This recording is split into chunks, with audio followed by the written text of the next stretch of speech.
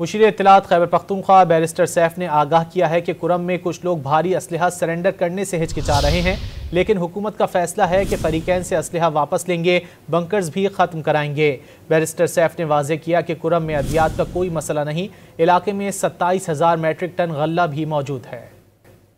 दिनों से वो कोहाट में बैठकर जिरगा कर रहे हैं और आपस में तस्फिया करने की कोशिश कर रहे हैं।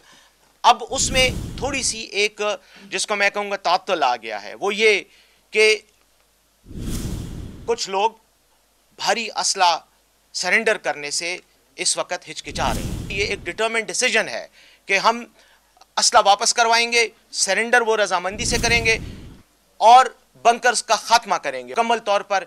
जैसे वजीर सेहत साहब ने फरमाया, मेडिसिन का कोई इशू नहीं। अभी जैसे हम बात करें, हमारा MI-17 हेलीकॉप्टर जो है वो लोड हो रहा है, वो आज सदा जा रहा है। खुराक का भी वहाँ पे कोई इशू नहीं है। ये चीज़ मैं आपको क्लैरिटी के साथ कहना चाहता हूँ। तकरीबन 27,000 मैट्रिक टन हमारा वहाँ पर गल्ला मौजूद है उस इलाके में, जिसमें से 2,000 टन के करीब वज़ीर आला साहब की हिदायत के मुताबिक आवाम के लिए ओपन कर दिया गया है।